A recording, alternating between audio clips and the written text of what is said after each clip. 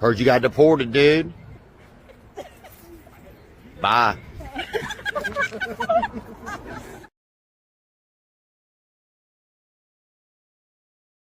Let me hear you all say E-L-G-L-E-S, Eagles! Let's go, Birds!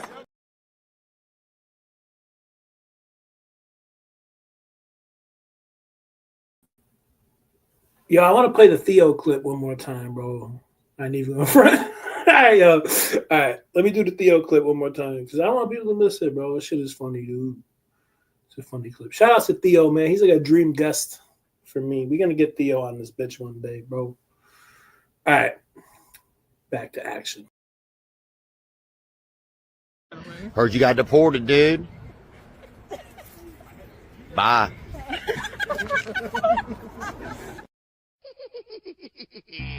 We didn't lie to you, folks. We told you we had living, breathing monstrosities. You don't think it's funny? It's sad, is it?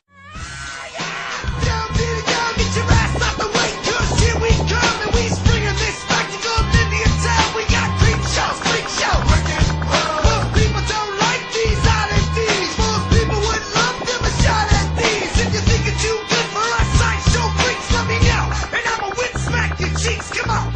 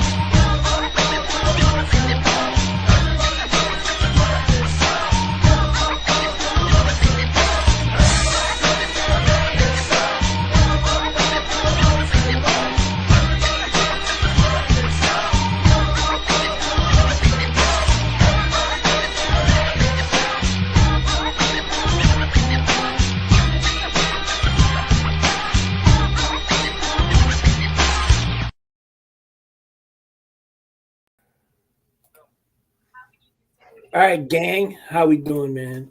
How we doing, man? I'm down with the clown till I'm dead in the ground. That's it, dude. Got to get down with the clown, dude. You have to. Is it? Golga was the earthquake, right? Yeah, he was. He was earthquake in a past life. That's right. and he's dead. And Yeah, isn't the other dude, man. isn't the other dude with the big weird fucked up head? Isn't he dead too? Kurgan, Yeah, is he dead, bro? I hope not. I don't know. I feel like because people with giantism and shit, they can Yeah. tend to die. They can tend to die. Like I can just tell you, his giantism by his big fucked up head. So Yeah, I know that like that's why Andre the Giant died young because people who are dude, like that. your body can't sustain that shit, dude. Yeah, I'm honestly like I'm surprised the Great Khali's made it as long as he has. Yo, got- when I was younger and I was like really into wrestling, I used to know that, and I'm just like, yo, the Big Show is not going to live any That's longer. what- But, yo, That's what my dad used to always say too, because like he knew that Andre the Giant died young and shit. He's like, yeah, in like 10 or 20 years, if that, we'll read that the Great Khali passed away of natural causes. yeah, and like that's one you can count on that is actually natural causes.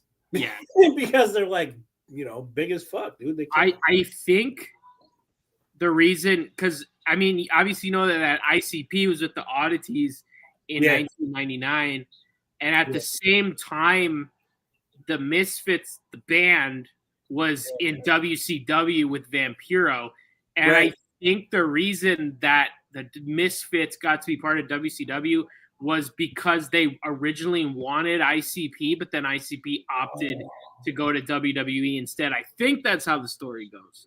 Oh. Okay, it kind of makes sense because they're in that competitive like era to where like if WWE did something or even if WCW did something, because WWE's answer to the NWO was DX. Yeah. You know what I mean? So like it wasn't just WCW was just like always failing, but they always had to have an answer for each other. Pretty much, yeah.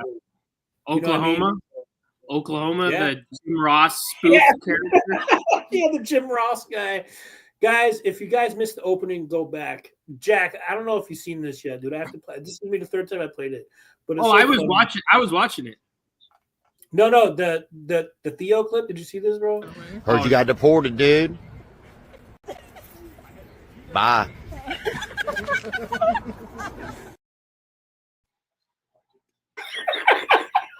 It's so fucking funny, dude. I had to open the show with that, dude. Heard you got deported, dude. Shakes his head. Bye. With his Louisiana accent. Bye. But welcome everybody. Welcome everybody to America too. We're in a new America. I know it's been I think it's been kind of an uneventful week, right? Yeah, man. Fuck this country, dude. It's getting boring. I don't know what's going on here. Shit, man. But even still, that means a country's in a good place if politics are boring and you never hear about them, though. Yeah. Trump kind of shook that shit up, dude. Well, no, you know what? He didn't, bro, because Obama was doing shit, like George Bush was doing shit. So, you know what? I mean, it was calmer, Yeah. like it wasn't like now to where it was funny because like during like the Bush era and the Obama era, I was in like elementary and middle school. Actually, Obama was basically president middle school all the way till I graduated. But like during the Bush era and the Obama era, like I never really even, I mean, obviously I was younger, so I just like wasn't aware and didn't care. Yeah. But like, I feel like I never like even like heard about politics until I went to my grandparents' house and they that's how it used to be. Like you had to be like a certain age to even give a shit, dude. Yeah. To where like your parents or even like your elders, they'd be like, yo, be a kid.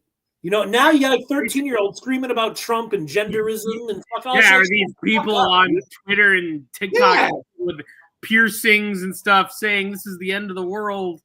There's two genders. Which we are going to talk about that. We're also going to get some Hall of Fame stuff. Shout outs to CC Sabathia, Ichiro, and Bobby Wagner. They all made it. You mean Billy Wagner? Billy Wagner, sorry. Yeah. He's a Met. You know what? I think his son. You know how like the Blue Jays just all have all these like they have all the second generation dudes. Yeah, they had Vlad Guerrero. Yeah. Obviously they had Bo Bichette. They had Biggio's son at a time. Yeah, but then I noticed at the end of last year he was kind of like because they were out of the race, so they were bringing up minor leaguers and testing them out. They have Billy Wagner's son too. Do they really? Yeah. Wow. Okay. All right. So we're gonna get into that. We're gonna get into the two genders, two scoops, two terms kind of thing. Trump is back, obviously. The Royal Rumble is 2 weeks away. Saturday night's main Pretty much. event this Saturday. This Saturday, yeah, you're right. Which they finally slapped the card together, which really isn't too bad. We got this 340-pound fat slob who was sentenced for sitting on her child. Or, well, it wasn't really her child. She was like a foster to the child, which makes it worse to me. Probably, yeah, even worse. You know what's funny is like, I somewhere by where my dad lives, they'll see like these 12 fucking kids all at this one bus stop, and it's because they're all foster kids. And like, I mean, a lot of times foster kids just get taken in by like fucked up piece of shit abusive people. The state gives you a bunch of money to take them in, so then you just get the money and you don't give a shit about the kid or like raise them to be a impressionable person or anything. Yeah, one of my family members did that. Rest her soul, Aunt Pat. But you were scummy to. His name was Jay, right? We used to call him Jay Bird because he was a fan of the Blue Jays, so we called him Jay Bird. And then he grew up, and we switched it from Jaybird to Jailbird because it was fucked up. Dude. He used to be on like Facebook, like Nazi fucking tattoos and like posting his guns and shit all the time. And now he's like reformed, right? So me and Sean ran into him at we have this thing out here, not in Utica. It's like a couple towns over. Yeah. And it's like the Great Irish Festival. Well, now they have it in Utica, but back then they didn't. It's called the Great Irish Festival in this town called Herkimer. And we went up there, and me and Sean were in the beer line, dude. Like, he had all his fucking, like, his tattoos and shit, dude, right? And he's hanging out with, like, this group of racist, like, friends, dude, like, skinheads and shit, dude, right? So Sean's like, he's like, Jay Bird. And he looks over, and he's like, did you tell them how you used to listen to Shaq Fu? Is that an album? Was that an album or something? So Shaq was in the Fushnikins. What's that? So they're like an old rap group, bro. Okay, well, I remember that I once saw like a video game from back in the day, and it was called Shaq. It was called Shaq Fu. Yeah, that's where he got the name because he was in the rap group. So everyone in the name had like Fu. So like Shaq Fu, and this other dude Fu. Josh. I knew he made some rap albums back in the day and stuff. And then what did he say after that? He just shook his head and walked away, dude. And then a couple of years later, he was like completely reformed on Facebook, bro. He covered up, like, because like in prison, you can have like the white nationalists, like the fucking swastika and shit. But also, what proves white nationalism in prison is Irish shit. Really? What about that Iron Cross thing? Like kind of like the Triple H, like the Triple H logo, kind of. Yeah. So like he had all this shit all over his body, and he had all the tattoos redone and all this shit, dude. But yeah, he went through a wild period where he would just like post like loaded like semi-autos and shit on Facebook. It's like, dude, you're on parole. What are you doing, bro? Like, what the fuck, dude? But did he take in foster kids or something? He was adopted. Yeah. So my great aunt, we all call her Aunt Pat. No matter what your relationship to her was, she was Aunt Pat, dude. And like, as a person, she was ill, dude. She was fucking dope, bro. Except if she took you in as a fucking foster kid, bro. She treated you like shit, dude. Really? Yeah, dude. Like to everyone else, like to me, to Sean, to everybody, Avery, whoever, she was a great fucking person, dude. And unless she took me in, like she took in this one girl, she ended up running away. She never came back and shit, dude. Yeah. Like no one knows where the fuck she went. If she's dead or alive, no one knows, bro. She just took off. And like, she never looked for her. She's just like, whatever, bro. You can just dip, dude. Whatever, man. I kind of knew this kid in school, and like I watched him jump from like 3 different foster homes because he was my god. He was just grimy like that. Like, so that one was on him. So when I was in like 7th grade, my friend would invite me to his like church youth group shit, and I'd be like, all right, cool, I'll go. And like this one kid started going, and he like smelled bad, all that shit. And so then I knew this other guy that also went to the youth group, and he's like, yeah, this is my new like foster brother or whatever. Yeah. And then so then they were friends. It was them two and this girl, and they were all kind of friends at this youth group. And then all of a sudden it was just the girl and the guy, and the foster kid wasn't there one week. And then she's like, and the other guy wasn't there. So she's like, I've been on the phone with him, blah, blah, blah. She's like, the grimy, like, foster kid, his name was Caleb. He's like, I guess Caleb ran away. And then at the time, like, my mom, and then, like, one of the other times, my mom picked me up from the youth group, and my old friend at the time, his name was John, and he texts me, like, as I'm driving with my mom, we're in 7th grade. He goes, yo, Caleb smokes cigarettes. And I'm like, shit, dude. in 7th, like, now I don't give a shit if people do fucking crack. Yeah, but back then it was like, yo. But in 7th grade, that's like petrifying to hear. So I was like, oh shit, no way. And he's like, yeah, now I smell like smoke and my parents are gonna get mad, blah, blah, blah. But then he was like, and then he like went to my school like the next year. And I remember him like getting suspended in the middle of the day, and like some other lady came and picked him up. So he was just like bouncing from home to home. Like he was just a mess. I wonder if we can get Justin on here one of these days. Good old Felsky. To talk about. I mean, just as a regular guest, but like when I first started smoking weed, right? This is how dysfunctional my upbringing was, right?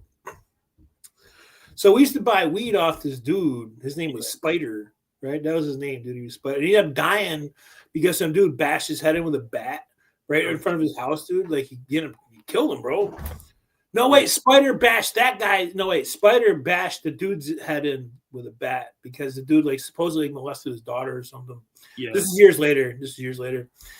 And the first time me and him smoked weed, because he used to live in so we both like lived in the hood, but I lived like a block out of the hood, and he was like in the heart of the hood. So I used to like walk over his house and shit, dude. And one time we're walking back to my house, and this dude, Spider, because he had a spider tattoo. He had like a spider web on his elbow. Which I guess is some sort of gang or prison related tattoo. Yeah. So like we're walking past his house. He's like, yo, y'all smoke weed? And we're like, we're like 13. We're just like, you always hear about it. And you're like, yo, someone's offering us weed, dude. Like, fuck it, dude, right? So like a month into this shit, I basically like admit to my mom, because I know I was going to get caught anyway. Right. Yeah. So I'm like, yo, mom, me and Justin bought some weed off this dude named Spider, and we smoke weed and shit now. And she's like, you're a liar, right? So in order to prove that I actually smoke weed, she made me smoke a joint with my stepdad in front of her. To see that you had the skill. She thought I was making it up, bro. So she called my stepdad, and she's like, Josh says he smokes weed. So she like got him home from work or whatever. Like, it was a big deal, bro. Like, I don't understand, dude. So she like got him home from work. And she's like, smoke it with him right now. And I'm like, what the fuck is going on, dude? But I did. Like, from that day forward, they were cool with it. But, like, the fact that she said I was lying and made me, like... That reminds me of this other story. Like, one time, I met this girl here who was, like, a local, but I never, like, wound up, like, being face-to-face with her. But so there's three high schools here, at least in the imminent Yakima. There's West Valley where I went. Well, there's so many high schools. There's West Valley where I went, and then like down the street here is Dwight D. Eisenhower School, or the high school, or they call it Ike. And then there's also Davis High School. So I knew this girl. So via this girl, we're like talking, and she's like, I'm like, hey, what? I know you're from Yakima too. Like, what school did you go to? And she's like, oh, I went to Ike, but I got kicked out. I was like, why'd you get kicked out? She's like, for drugs or something. And then like the next day or something, she called me just to talk or whatever. And she told me the reason she got kicked out of school is because she was doing Xanax or something. Ooh. And her dad caught her, not the school, nothing to do with the school, not at school, not anything. But because her dad caught her, her dad made her go self-snitch on herself to the principal and get expelled. I'm like, what's the point of that? Just discipline your kid and leave it at that. Why would you do that? Now you got to go look for a school to enroll your kid in again. That's bugged out, bro. I'm saying, like, if it happened at school and you get expelled, I get it. But it didn't even happen at school. Her dad caught her, like, at home. He, like, wanted the school to do his job. Basically, yeah. He wanted the school to parent for him. Yeah, and then she moved away. She lives like, I mean, she's all cool now. Like, she's not doing drugs or anything. Yeah. She has a whole family and all that shit. She lives like 2 hours away now. But yeah, like, I just remember hearing that. I'm like, that doesn't. Why would you like self-incriminate. Well, not really incriminate, but like self-snitch on yourself if you didn't. Like if I didn't get in trouble in school or anything, but if that were to happen, the last thing my fucking parents would do if I was caught at home was just go tell the school, even though it has nothing to do with the school. Yeah, I mean, yeah, like you said, it's not like she was popping them in class or anything. No. That's fucking crazy, dude. Like when I got kicked out of school, right? I got kicked out for skipping, right? Because when I first entered high school, the attendance system was down until fucking like Christmas break, right? Yeah. So all you had to do was show up to homeroom and you were marked as there for the entire day because the computer systems were, I don't know what the fuck it was, but they were down until Christmas break. So I got into the habit of fucking cutting every lunch. So for like 2.5 hours, I was just getting bent, dude. I'd be smoking weed or whatever with my friends and shit, dude, right? So eventually we came back from Christmas break and they're like, yo, the attendance system is fixed. I'm like, fuck, right? And I'm like, yo, I'm too much in the habit to change now, right? Yeah. So I kept doing it, and then we had a half a day, and I went to school. Like I took the bus to school, and my friend lived like down the street. His name was Mike Seymour. Yeah. He lived like, I don't know, maybe like 10 minutes from the school. So I already knew that he wasn't going to school. So I'm like, whatever, bro. Yeah. So I go to his house right after I get from school. And then Mitch comes over after the half a day. So it's like 11:45 and Mitch comes up. And like we was always chill in his attic. Right? We'd have like bitches up there. We were getting bent, drunk, whatever the fuck, dude, right? And Mitch comes in. The first thing he says, bro, he looks at me and he was like, yo, your parents were at school today. And I'm like, fuck. Right? So I grab my shit and I'm just like, fuck, dude, they're expecting me home, dude. So I leave at like 12:30, walk back home. It's about like 3 minutes. He lived like two minutes from me, walking wise. So I walk in the door. My mom's like, yo, how was school today? I'm like, it was good. She's like, really? I'm like, yeah, it was fine. She's like, that's funny. The school called and said you weren't there. And I'm like, well, I was there. And she's like, no, you weren't, dude. Like, no, you weren't. And I'm like, all right, whatever. So, you know, like I was raised like never admit shit. Deny, dude, right? So the following day, they call a meeting between like me, my parents, and the principal. And the principal brings me in, dude, before I even go to a class, before I even get into homeroom. His name was Mr. Leo. He's dead now. But he called us all in there and he looked at me. He was a hard ass motherfucker, bro. And he looked at me. He was like, if you cut class one more time, you're fucking out of here. And I'm like, all right. So that day, I went to all my classes. Everything was fine, bro. The next day, I had the intention to go into all my classes, bro. I really did. And then my friend walks up to me with this big ass bag of weed, and he's like, yo, I'll see you outside at fourth period, right? And I'm like, yeah, I'll see you out there. Right? So I did it again. I cut all the fucking lunch classes, bro. All the lunch periods, cut them all, bro. So the following day, I get expelled, bro. They're like, yeah, he's done. So for like 2 months, right, I wasn't allowed into school. And I would just chill and hang out and just smoke weed and go on the computer. And my mom was so pissed, dude.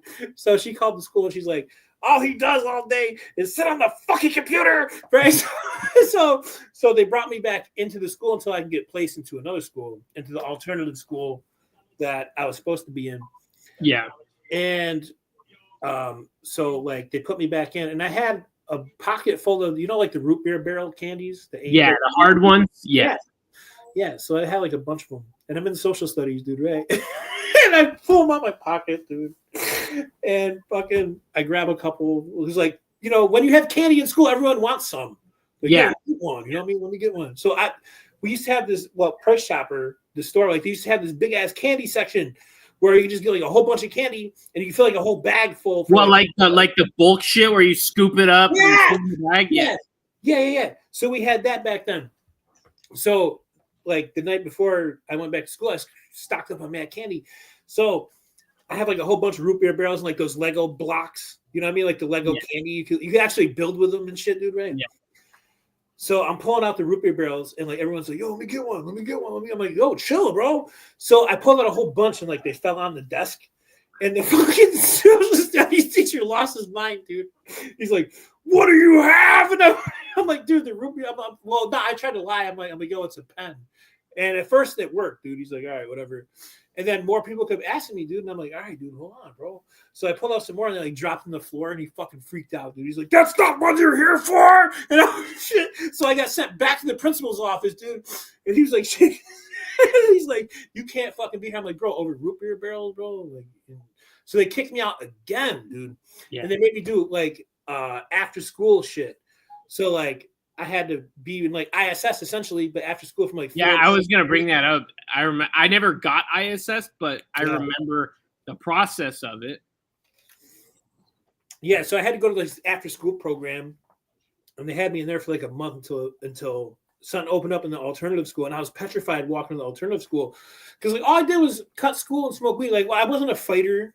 You know, like, they have one of those. They have one of those alternative high schools here, and like it's first of all, it's in the hood, and secondly, you just know it's all just like fucking gangbangers and shit. Like, it's funny. It's funny. Like, I'll like meet a girl or like see a girl on Instagram, and then I'll be like, oh, I kind of want to hit her up, and then I'll do more recon and like go on her Facebook, and that high school is called Stanton High School, and so then I'll find her like on Facebook. I'll be like, oh, Stanton High School, never mind.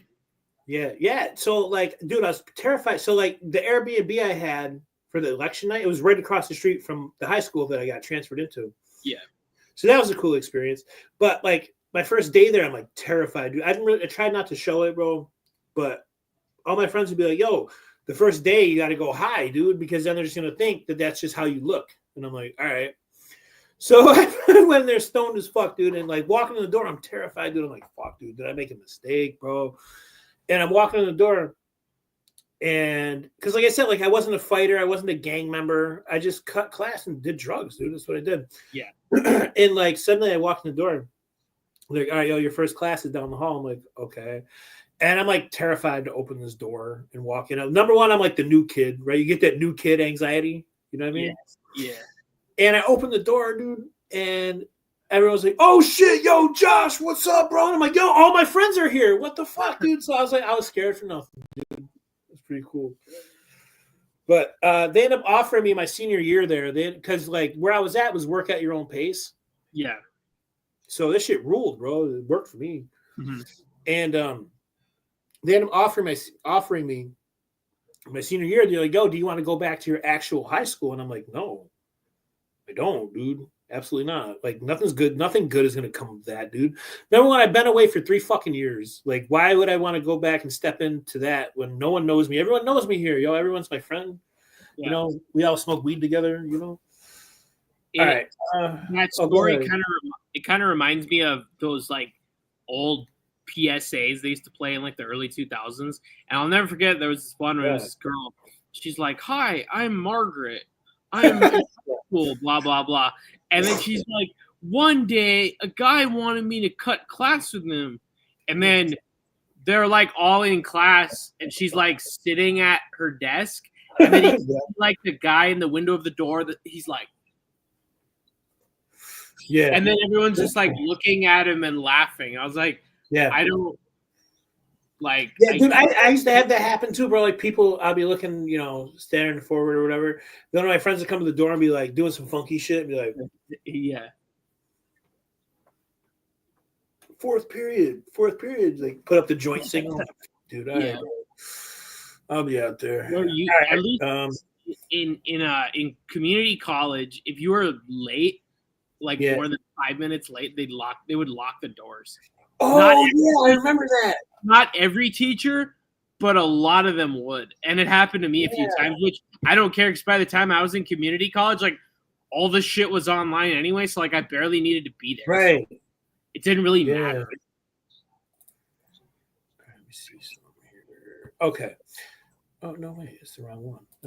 Okay. Give me a second here. Where to begin today? Hall of Fame. All right, yeah, that's fine. Yeah, we can begin with the Hall of Fame. So, like you said in our text exchange earlier, we technically do have 2 Yankees going in. I hope Ichiro does go in as a Mariner. Like, he played for us for, what, a year? something year. Yeah, two, and what's something. funny is I remember when he got traded to the Yankees. It was during a series in Seattle with the Yankees. Yeah, and that was like a groundbreaking trade, dude. Like, who would have ever thought he Yes. would ever get traded? You know what I mean? Like, I mean, that's when the Mariners were hot garbage for like already a decade, and then they were he hot was a garbage trooper, man. He for was a another trooper. decade. He was a trooper for So Spain. him and Felix Hernandez were both fucking troopers. Absolutely, man, for sure. Actually, let me go ahead and pull this article up because I do want to get their stats up and shit, and just see. I mean, obviously they all deserve it, but the stats are nice to look at. Let's see here. All right, Baseball Hall of Fame 2025. Okay, here we go. This is from ESPN. Let's go ahead and take a look here. Okay. All right.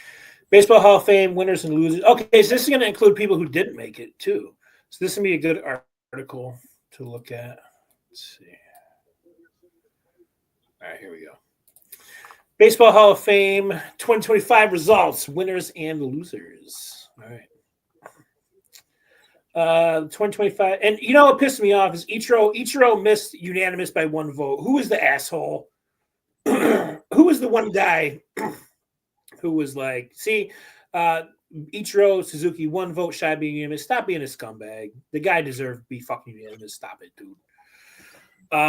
Carlos Beltran fell 19 votes short of the 75% threshold for enshrinement. I'm sure he'll get it next year. He's just, Yeah. The new Hall of Famers will join Dick Allen and Dave Parker, who were elected in December by the Classic Baseball Era Committee in Cooperstown in July. ESPN MLB experts Buster Olney, Bradford Doolittle, Jesse Rogers, and Jorge Castillo break down what 2025 vote means and look ahead to what the future holds for this year's candidates and those looking to join the ballot in 2026. Besides those who were elected, who's the biggest winner on this year's ballot?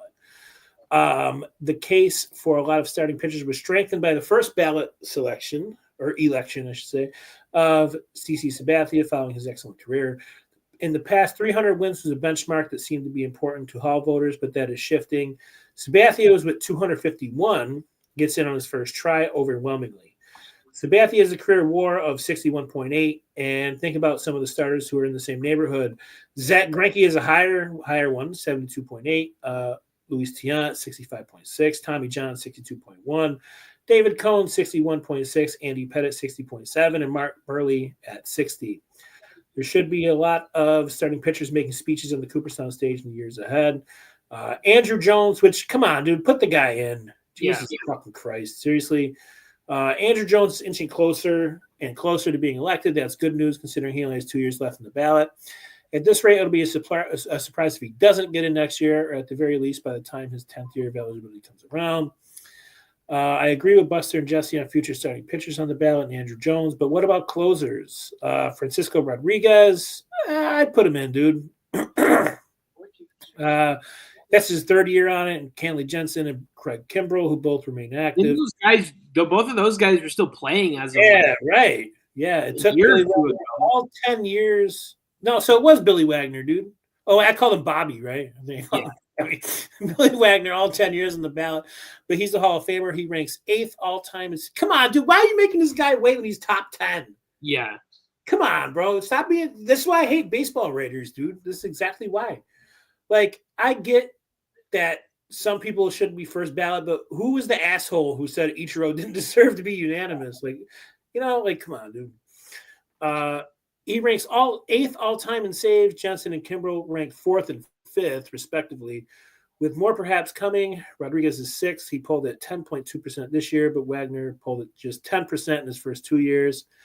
Wagner was more dominant over the course of his career than them and posted a higher career WAR, but given the increased importance of relievers in the sport, Wagner's induction is good news for closing the future. Even though he came up short, Carlos Beltran getting to 70.3% in his 3rd year makes him a good bet to get in next year. Guess he's got 1 more year of penance to serve in the mind of the voters. He's a no-brainer. All right, so who's the biggest loser? Let's see. Manny Ramirez, who now just has one more year left in the ballot with his percentage of voter support barely moving. In 2020, They removed Kennesaw Mountain Landis name from the MVP award that it bestows because of his long history of racism. Ooh. And yet a huge portion of voters continue to apply character clause for steroid-era candidates. As far as go ahead. I don't know. If you never get inducted on all your ballot years, you never have a chance to get in then? So they have another. They have like a second chance thing now. Oh, okay. I was thinking something like that. Yeah, what pisses me off is like that Jorge Posada he didn't get enough to continue being on the ballot until he's eligible for the second chance thing, which is fucked up, man. Like he was an OG player, batted without batting gloves. Like he was a G, dude. I mean, what the fuck, dude? He's won fucking 5 World Series. Come on, dude. No, wait, 6, I think, actually. Yeah. What the fuck? You want to pause for just a second? Yeah, sure. I gotta take a piss anyways. All right, we'll be right back. Hold on, guys.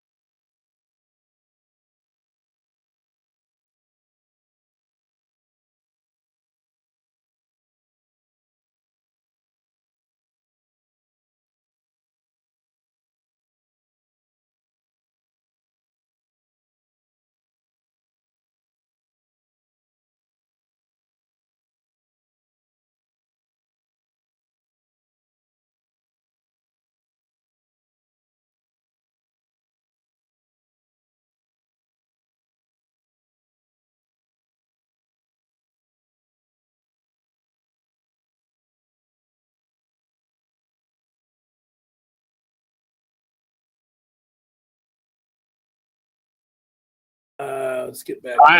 Sorry, I didn't mean to interrupt. So abruptly like that. It's because someone knocked on my door and it freaked me out. And they knocked like really aggressively, and I just went and peeked out the hole, and it was just like some fucking Mormons or some shit. Oh, the Mormons. They knocked like really aggressively, so I thought it was like the fucking police or some shit. All right. Let's see. As far as the ballot is concerned, Ramirez is in good standing, just like anyone else. But a lot of writers won't let him into the hall, despite some evidence that PED users have already been inducted. I feel like that they should have, a PED wing, a steroid era wing, dude. Because more than half the league was using. It's not like it was like 12 guys, dude. Like what the fuck? They wanted that to boost attendance, to boost interest in the league. And it worked. Yeah. Like McGuire Sosa, like the battle back and forth, it worked, dude. Yeah. There doesn't seem to be a ton of softening for known PED users such as Ramirez and Alex Rodriguez. And to me, it's complete bullshit that either one of them are being held hostage to not be fucking inducted. Like, come on, dude. And are making very little progress toward the 75% threshold. Ramirez, in particular, is a huge long shot to make the Hall of Fame with just 1 year left on the ballot. A-Rod still has plenty of time, but minds will have to change significantly for him to get in. Anyone known to have used PEDs, whether you agree with it or not, the likes of Ramirez and Rodriguez will probably need the ERAS committee. So they do have like that second chance thing. Yeah. Fans of historic achievements and coherent Hall of Fame, I just don't see Ramirez and A-Rod getting over the line. Not if Barry Bonds or Roger Clemens didn't. And it's a fucking crime. See, the thing that bothers me with Barry Bonds is like, and Roger Clemens too, they were Hall of Famers before it, dude. Yeah. Like, all right. What is one thing that stands out to you from this year's voting totals? Advanced metrics help the case for some players who don't have the gaudy county stats. And after 2 years of voting, it's pretty clear Chase Utley is going to be one of those guys, which I don't agree. What the fuck did Chase Utley do? That's some middle of the pack I mean, I guess he was on a World Series team, but So were a bunch of other guys, dude. yeah. But I mean, it's not like he's some generational player that every. I mean, don't get me wrong, dude. He played his position well. You know, Yeah. like he wasn't a bum, but I don't think he's a Hall of Famer.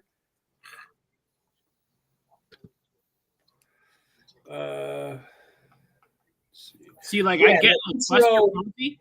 I understand why Buster Posey would be a Hall of Famer. They won like 4 fucking World Series. Right. Him on the team. That was a dynasty, so I get it. Every 2 years, every even number year. Yeah. Yeah. 10, 12, 14. Yep.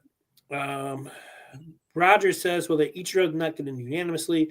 Some players simply deserve to be on everyone's ballot. We really can't agree on the few that come along every so often that are among the best of all time, not just a generation. That's what I mean. Like, what did he do to where he didn't fucking deserve to be unanimous, bro? Like, come on, dude. Which one player's vote total is most surprising? Andrew Jones says Buster. Brian McCann, Rogers. Ichiro getting all but 1 vote. Not because he doesn't deserve all these votes, but because he should have been unanimous like so many other players in the past. For now, Mariano Rivera remains the only player inducted unanimously. And someone did that shit to Jeter, too. There was one guy who fucking held out on Jeter. Like, what? Yeah.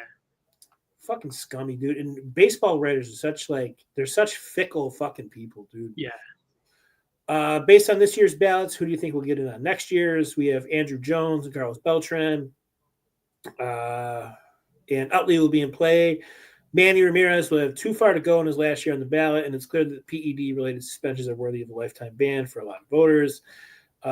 Rogers says Joe and Beltran near locks and perhaps Utley. Andrew Jones, Beltran, and Utley. Jones, Beltran, and hopefully Utley.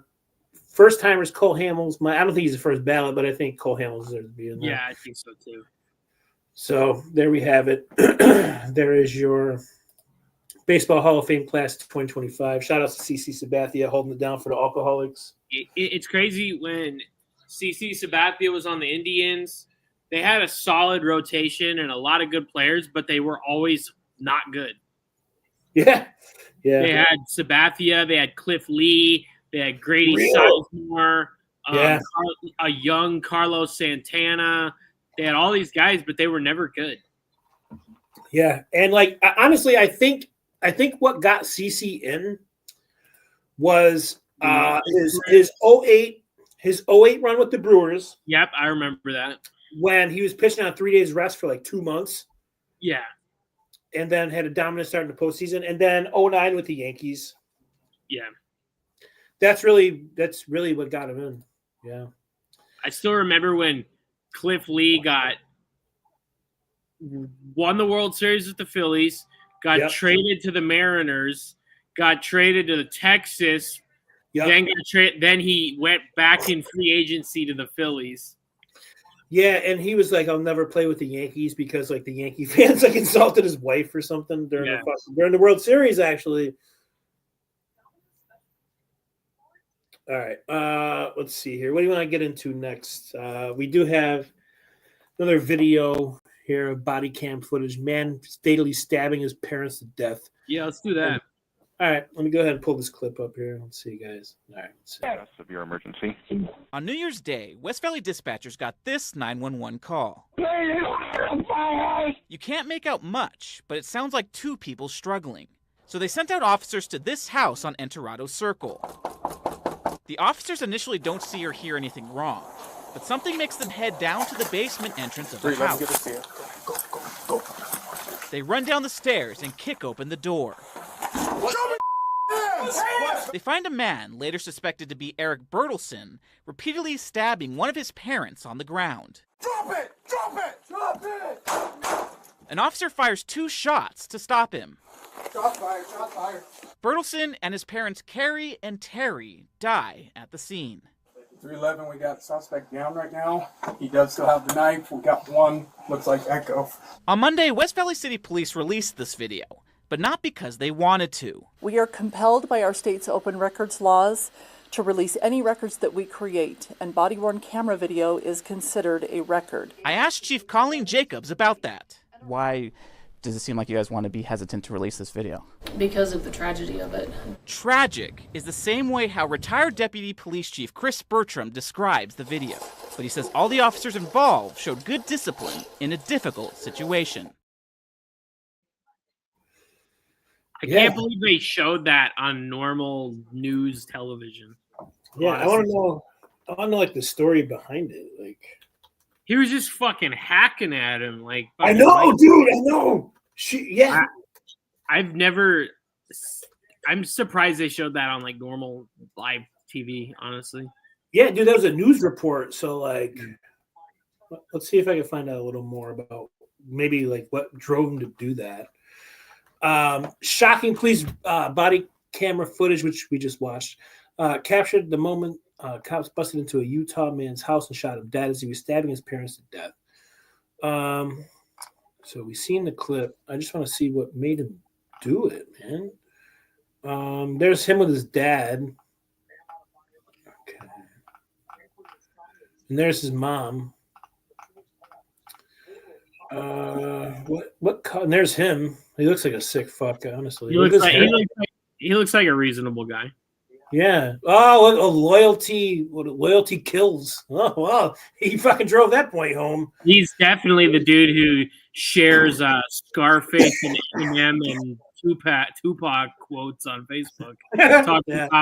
Talking about if you disrespect my loyalty, you'll see a demon that even hell is too afraid of. Yeah, he posted the gangster SpongeBob shit. Yeah. Let's see. I sent the cops over here for a welfare check 4 days ago because I knew he would keep taking their phones. And it wasn't that. So he was like, people were calling. He was taking their phones and be like, yeah, everything's fine. He had a lengthy rap sheet and had most recently been arrested 3 days before Christmas for running outside of his house and on the road in front of his house wearing only his boxers. Now everything's becoming clear. When officers asked him why he was outside, he told them he'd used a lot of meth. Well, that'll do it, dude. He had been paroled just 5 days earlier for frequently violating his parole over the span of a decade. The troubled man was also arrested in 2009 for strutting around his own house party with a painted face and 2 big knives, telling guests that someone was going to be stabbed. The devil is here, and he is going to kill. Oh, man. He was convicted of 2 counts of aggravated assault and spent 9 months in the Salt Lake County Jail, plus 3 years on probation. He was also convicted of kidnapping a year later. So why do they keep letting this guy out, dude? Yeah, right? He's obviously a threat. He's a threat to the public. Yeah, he was. It's not like he got in a fight once, right, or stole from a store once. Not like that, yeah. Dude. Obviously, he has underlying mental issues because there's 5 different incidents here. He was convicted of kidnapping a year later when he wouldn't let a former girlfriend leave his house after an argument, and then he threatened to kill her. A judge sent him to jail for another 6 months and hit him with another 3 years of probation. Well, obviously, none of that shit worked, dude. And honestly, bro, the police department has they have a role in this, dude. Yeah. Like, why do you keep letting this fucking dude roam free, dude? Yeah, that's a failure of, I guess you could say, justice, I guess. A failure of the legal system and law enforcement. Yeah, it is. Absolutely, dude. It absolutely is. All right. Let's see here. Let's get into this 340-pound fat fucking cow that sat on her fucking foster child. Let's see here. I want to know what she was sentenced to. And here's this fat bitch. I can't even fit in a fucking prison fucking scrubs. Dude, they probably got to go to China to have like make it like the fucking van that takes you from court to prison. They didn't need a seatbelt extender for. Yeah. Foster mother's deadly punishment. 340-pound woman sentenced after sitting on son causing his death. Man, Quincy would hit on her, dude. Yeah. And he doesn't care if I say that because I know that he would. Okay. 6 years? She killed a kid. Yeah, dude. Let's see, man. A 48-year-old Indiana woman has been sentenced to 6 years in prison for the death of her 10-year-old foster son. Jennifer Lee Wilson, weighing 340 pounds, was convicted in connection to the death of Dakota Stevens in April 2024. Wilson was sentenced on Friday with 1 year of her sentence being suspended to be served on probation. So she really got 5. The case, which shocked the community, centers around an incident in which Wilson allegedly sat on Dakota after he'd been acting out, resulting in his tragic death. According to reports, Wilson admitted to sitting on the boy as a form of punishment for his behavior, ultimately leading to suffocation. Okay, number one, what could he have done so bad for you to do like a fucking bonsai drop on this fucking kid? And secondly, how long were you on this fucking kid? Yeah, right? The child was found unresponsive and was later pronounced dead at the scene. Wilson had previously pled guilty to the charge of reckless homicide in October of 24. During the trial, she expressed remorse for her actions, but the incident left many grappling with the unimaginable loss of a young life under tragic circumstances. The sentence handed down to Wilson comes after months of legal proceedings and public outcry. The case has raised important questions about the safety and well-being of foster children, like we were talking about earlier. Right. And many advocates for children's rights are calling for increased awareness and monitoring of foster care environments. The death of Dakota Stevens has left his extended family, friends, and the foster care community heartbroken. As part of her sentence, Wilson will serve time in prison, and her remaining year will be spent on probation. While the sentence has been met with mixed reactions, some believe it serves as a reminder of the need for stricter measures to protect vulnerable children in foster care systems. Oh shit! She killed a fucking kid. Yeah, on purpose. I guess it doesn't matter. I still want to know what the kid did to like. Yeah, right. Like, was he eating cat shit out of the box? Was he like wiping his shit on the wall? Like, what was he doing, bro? The investigation into the death of Dakota Stevens has also highlighted the importance of continued training and oversight of foster parents, as well as more rigorous protocols for handling child behavioral issues in ways that ensure safety and compassion.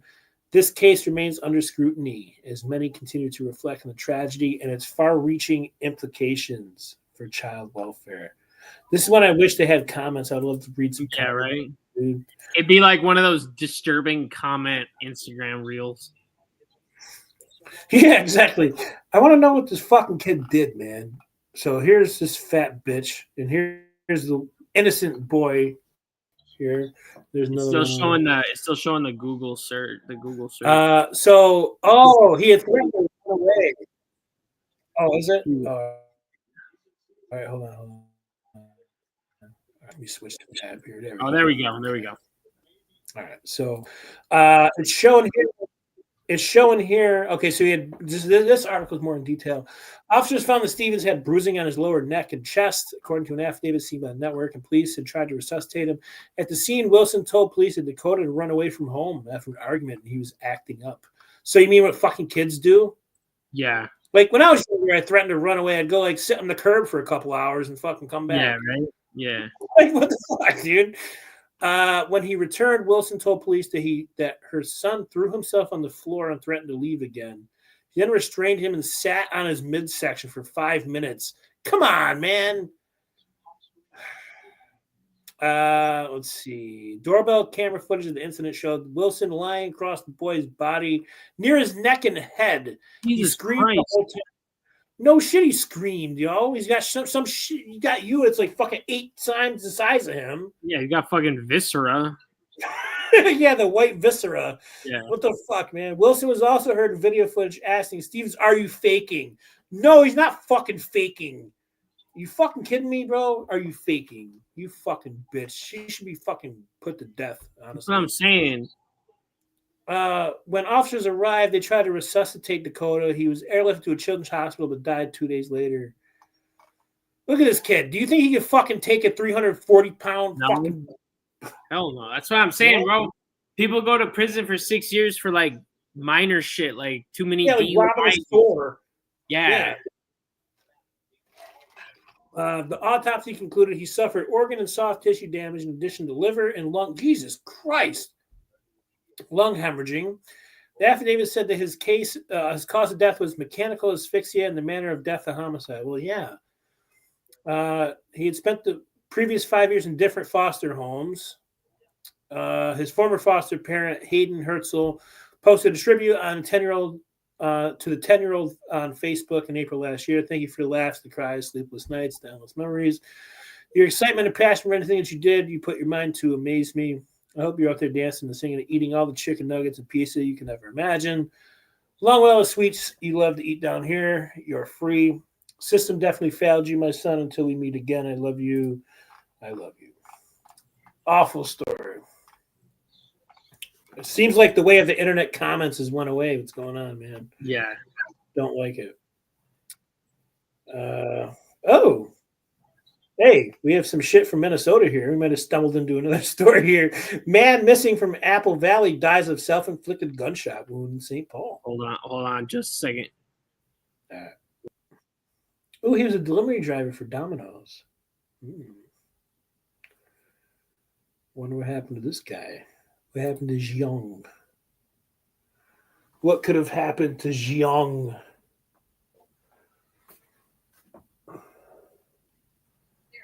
Your screen's black. I just noticed. Is it? Yeah. Motherfucker.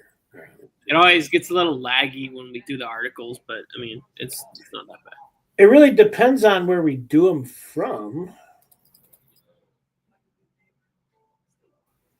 Usually I thought like Daily Mail was the culprit, but I think it's other sites too.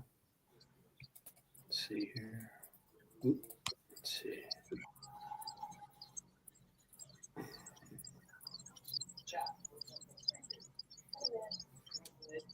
Yeah, I'm showing black on there too.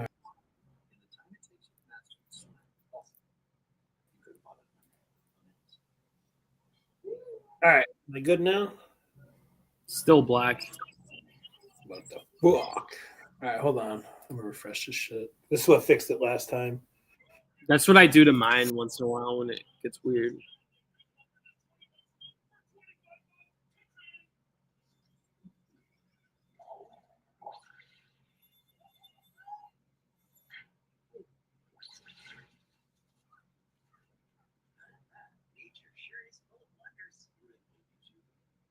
Head stage.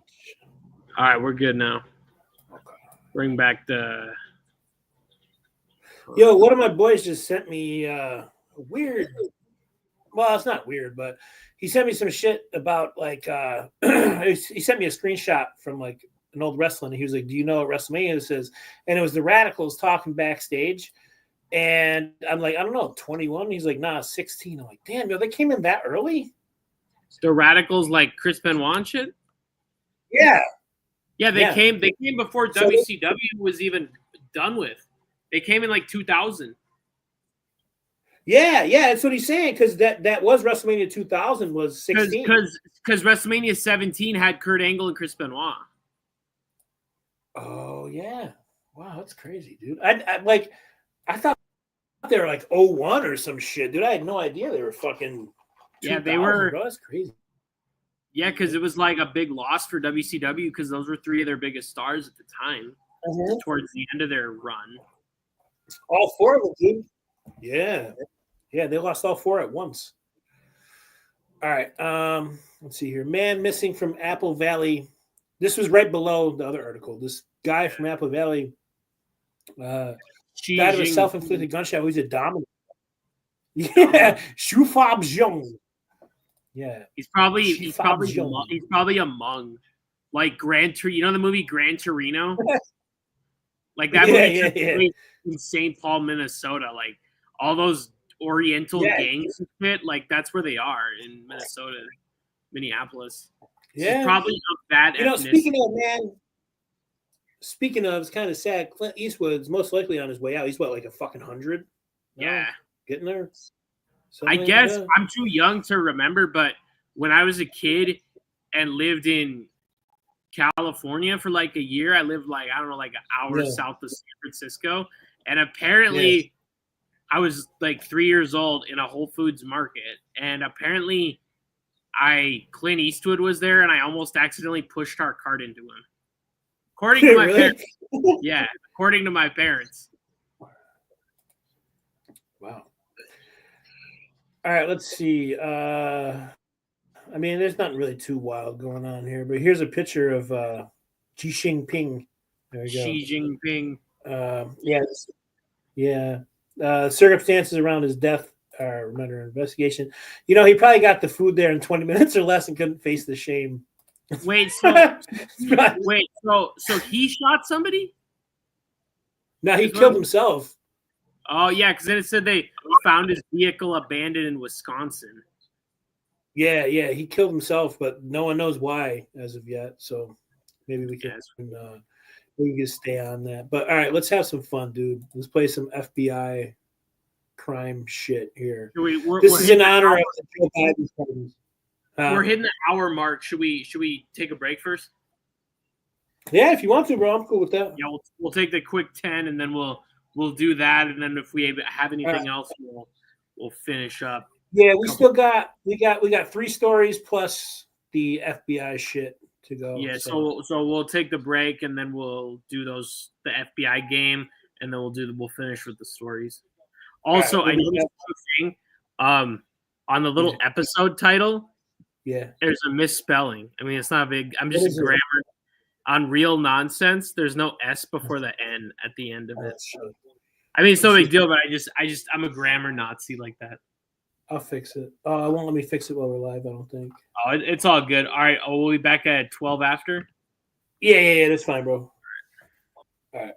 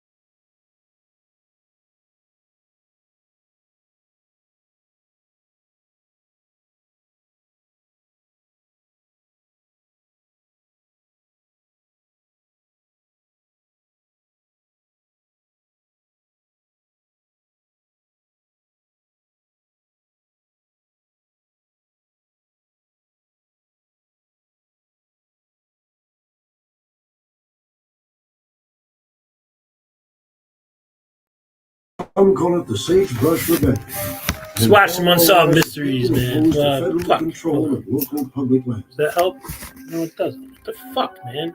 For most of this Oh, here we century, go. ranchers, loggers, and miners have had permits that gave them access to huge tracts of that land. In some families, those permits have been handed down through 5 generations. Shout outs to Robert Stack.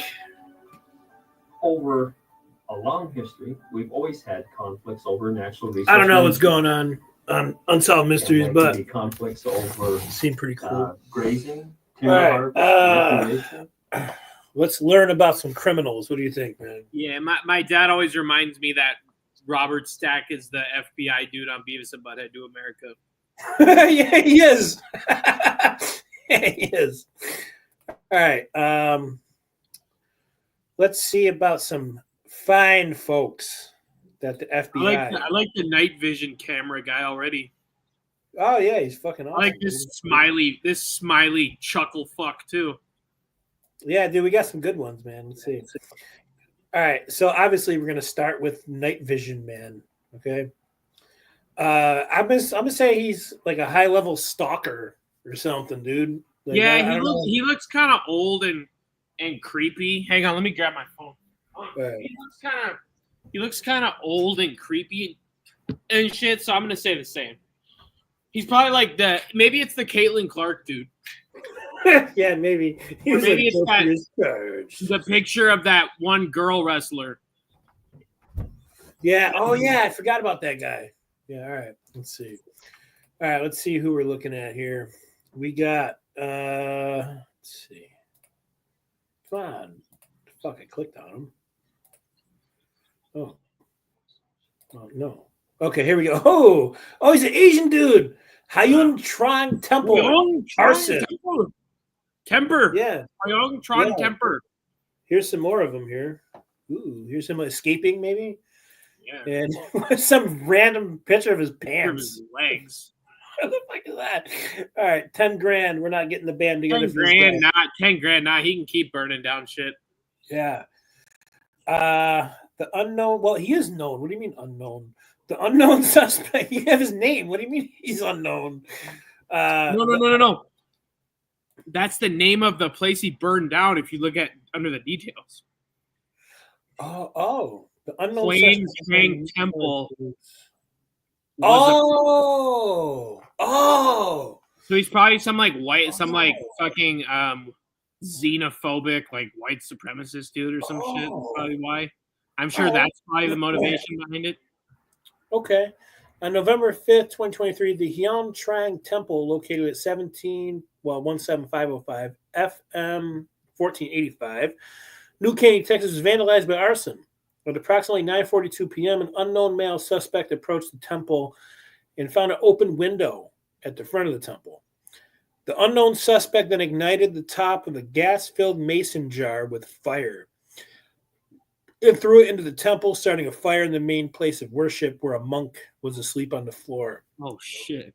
Damn. The unknown suspect then fled the scene, and the monks that were sleeping in the temple extinguished the fire with no serious injuries. Should be considered. This kind of reminds me of this happened in Yakima like a couple months ago, and this dude wasn't robbing places.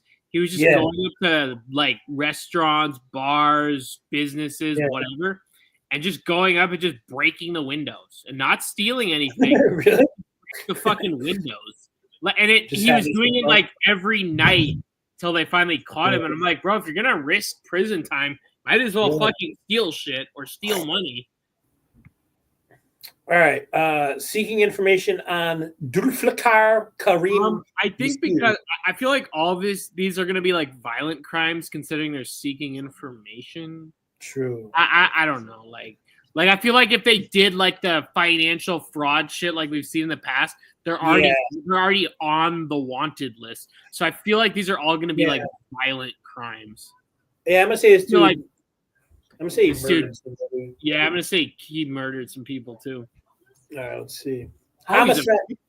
Ooh, Portland, Oregon. Yo, okay, so this is a good list, dude. We don't have okay.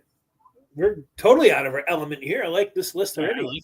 This is refreshing. It's new. Yeah. So they can be victims, they can be perpetrators, they can be anything.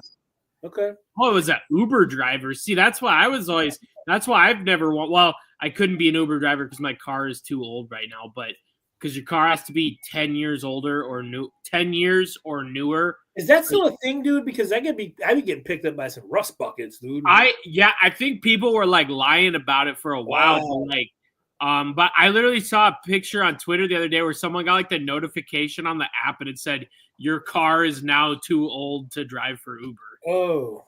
So but I think people do lie. Like I've heard stories where people like put in like 2024 Camry and then they get picked up in some shit bucket. Yeah.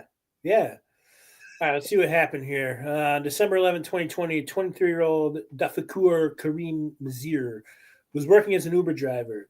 Shortly before midnight, he arrived in the area of Northeast Stafford Street and Northeast 11th Street in Portland, Oregon, to pick up a fare. He was shot by multiple suspects who fired approximately, 70 rounds.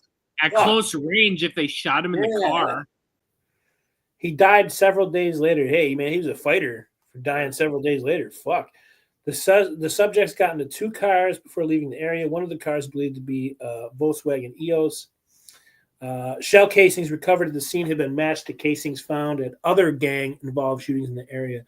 So, what do you think? It was like an initiation thing? Just get someone over here? Probably something like that. And it's a 4-year-old cold case too. Yeah. All right. What do you think about this smiley bastard right here? Smiley fuck. He's like the Utah guy we were talking about earlier. He was macheteing people, but didn't even know what he was doing because he was so blacked out on fucking PCP or some shit. I would say Isaiah Terrell. Why does he have a black name but he's Mexican? Isaiah Terrell Billy. I'm gonna say he's a rapist, dude. Yeah, that's fair. A victim. Another victim. I gotta quit being so prejudiced.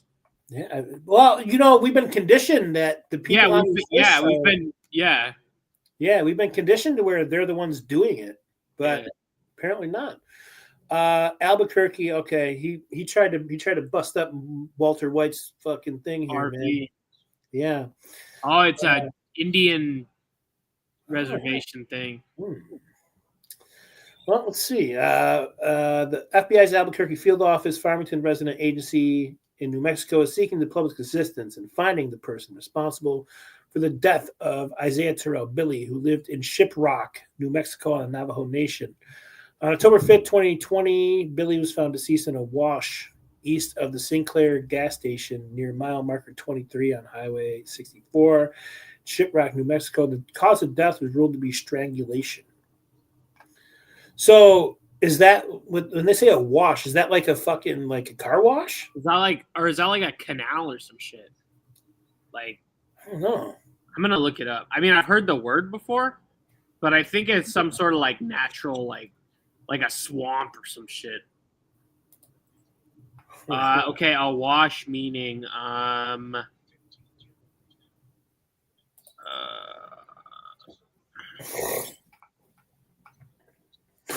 we got some good ones coming up, man.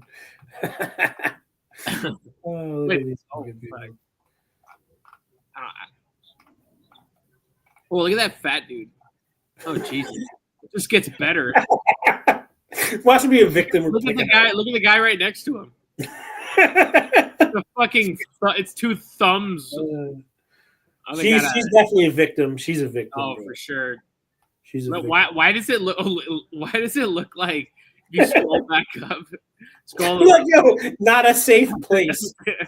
They did shit like that at my high school. It wasn't on the FBI Most Wanted. Look at that guy with the dreadlocks. Pretty, man. Shit, dude. I guarantee she's a victim too. Oh, look at the fucking red and yellow hoodies. Color coordinated. They're like dirty. We got a cowboy over here. What the fuck, man? Well, we got a real cowboy right here. What is it? Armored truck robbery? He's got some fucking balls. Or it may have been his truck. We don't know what this list. What the fuck? Palisades is where the fucking fires are. The California wildfires are. We have some like Navajo princess. Look at that St. Peter's Church vandalism. Yo. Oh man, this list is gonna be so. Heather Rose Strickland. The meth dealer didn't answer the phone.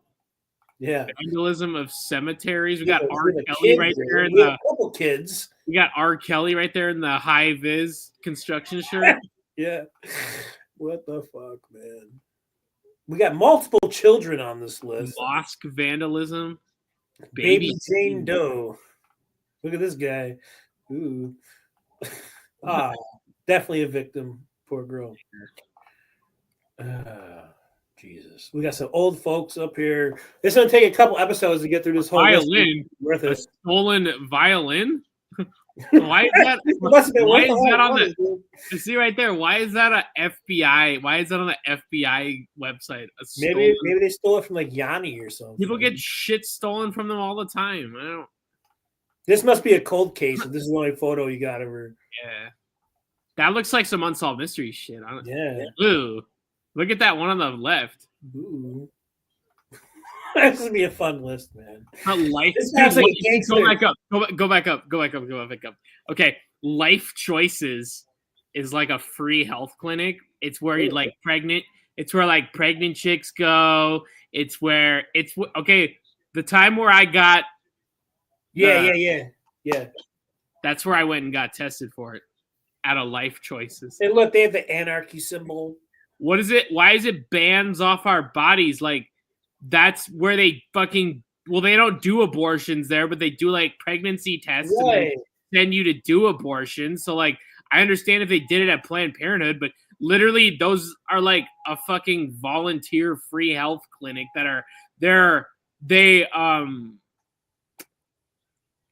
this guy's gotta be Indian. Look at his name. Ronald Owen Hardhart. I'm trying to think of the craziest native name I've ever heard. Victim. Any pretty girl, I'm just like victim. Aya Nakano. Wait. What the fuck? Stolen Andy. Oh. Yeah, because he painted those. Yeah, dude. Victim. Oh, there's another native dude. Wilson Edison Black Elk Jr. He kind of looks like an elk. This is long, dude. We can get a couple episodes on this. What am I supposed to do with like that fucking sketch right there? Yeah, really. Like, come on, dude. That's some like middle school art class shit. This guy looks like he just got married. This dude. I think he murdered a couple people. What did that guy do? Fuck that dog. This guy. See, look at the guy in the pink palm beanie. It's unknown. he's like in a rap video. Yeah. Let's see. Tammy Joe Alexander. That's a name straight out of the fucking 80s. Yeah. Ooh. He looks a little native. This guy's just walking around with a fucking shotgun or something. Shooting a Planned Parenthood building. All right, so that's the whole list. All right, let's see, man. All right, let's get back up here. All right. This one's ballot box fires, so they kind of gave that one away, but let's take a look here. I wonder where it was. Let's see. Like, maybe it's like some 2020 shit. They're lighting ballot boxes on fire, dude. Oh, Portland, Oregon. Portland, Oregon. Go fucking figure. So we got some more photos here. Why can't they get a fucking plate? Oh shit, bro! Oh shit, dude! Oh, they have a video. What they do? Like blow it up? Yeah. Improvised incendiary devices were placed on ballot boxes in Vancouver, Washington. Is a suburb of Portland. They're basically across the river from each other. So people live in Vancouver and then go and do their shopping in Portland, so then they don't have to pay any of the fucking taxes or whatever. Oh. Because I know why. Because there's no sales tax in Oregon, but there is in Washington. So people live in Vancouver, Washington, even though it's basically Portland, and then they just go over to Portland to shop and shit. So it must have been like some local election shit, dude. Well, it said November 2024. Yeah, true. October 8th. Well, October 8th. So maybe they just didn't want people voting. Well, October 28th, that's only like a week before the election. So it could have been either. It could have I mean, it could have been. I mean, how much of a dent are you really making, though? I mean, yeah, you're in like a super blue state. Yeah. Kamala's gonna win anyway, so. But people are just that out of their mind. They just hate Trump that fucking much. We've seen it in all these videos and shit. Basically, especially last few days, but especially since November. Yeah. All right, let's see about this smiley. Brandon Lee Wagner. Hit and run victim. He's a victim. Yeah. I wonder if most of these people are victims. And I thought he was in an orange jumpsuit. I'd be like, yeah, I thought the same thing too. All right. On May 30th, 2023, the body. Oh, so he died, bro.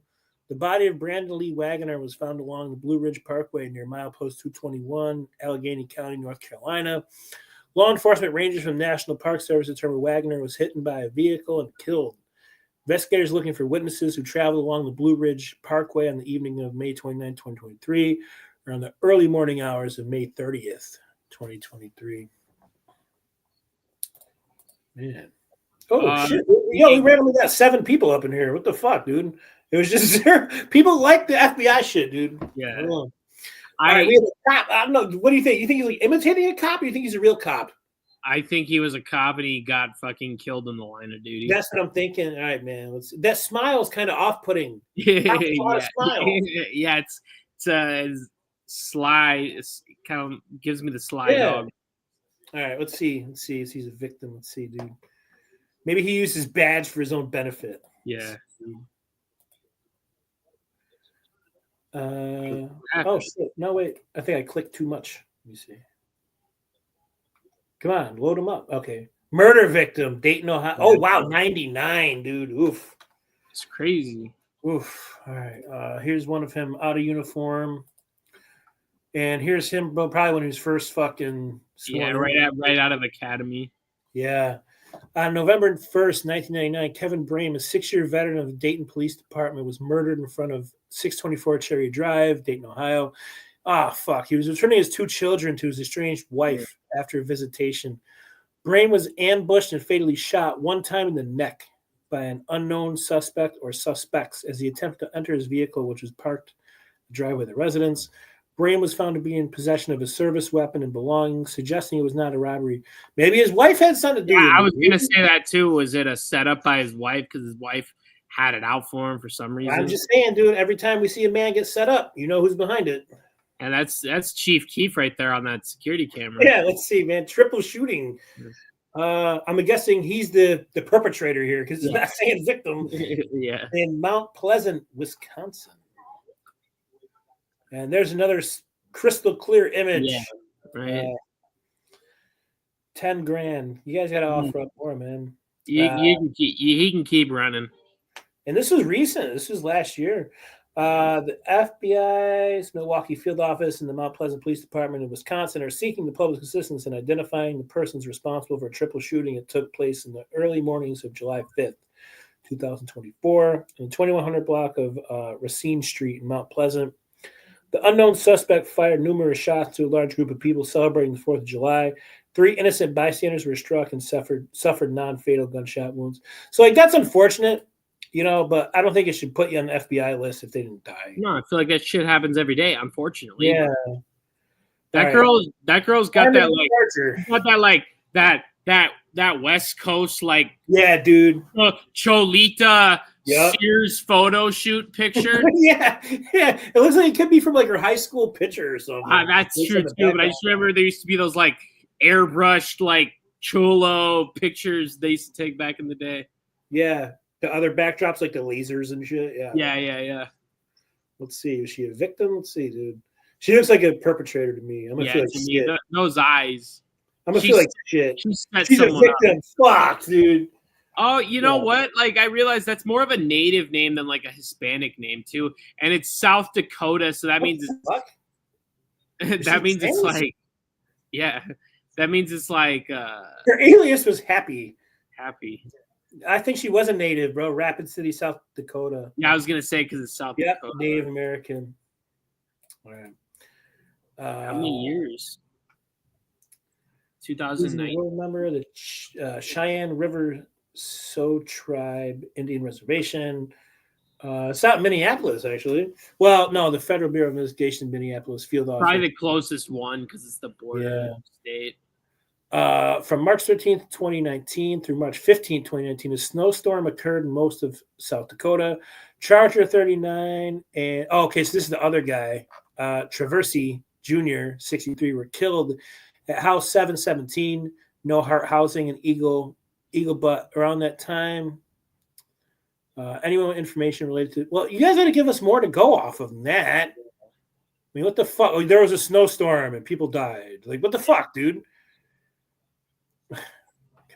But I mean, that's why these cases are cold because nobody talks. All right, victim. Yeah. Let's see. Yes, murder victim, Oakland, 2018. There's another one of us gentlemen who's passed on. He was waiting at a bus stop at 62nd Street and Market Street in Oakland to go to his grandmother's house. The unknown person approached him and fired multiple shots, killing him. So, like, you know, Sean always used to say, because he watches all this fucked up crime shit, and he's like, you know, if you ever want to get away with a murder, you just kill someone at random because there's no connection to you and them and whatever. So this could be like a gang affiliation kind of thing. Just like, yo, walk up to the first dude you see at the bus stop and kill him. Yeah. I heard another crazy gang initiation thing once, and it was like, they drive around. So like, if you're driving somewhere and you see someone with your high beams on, you flash them and you go, "Hey, your high beams are on," and then the person turns them off. So they do that so someone purposely flashes their beams back at them to say, "Hey, you know your beams are on. You might want to turn those off." And then they follow that person and kill them. Yeah, I've heard that too. Yep. All right. Is that dude like 8 feet tall, like Omos? Either that or he's sitting. Maybe he's sitting. Yeah. Let's see. Shootings in New Haven, which is Connecticut, I think. These are victims. It looks like they're related too. Well, they're Kevin and Cedric Kind.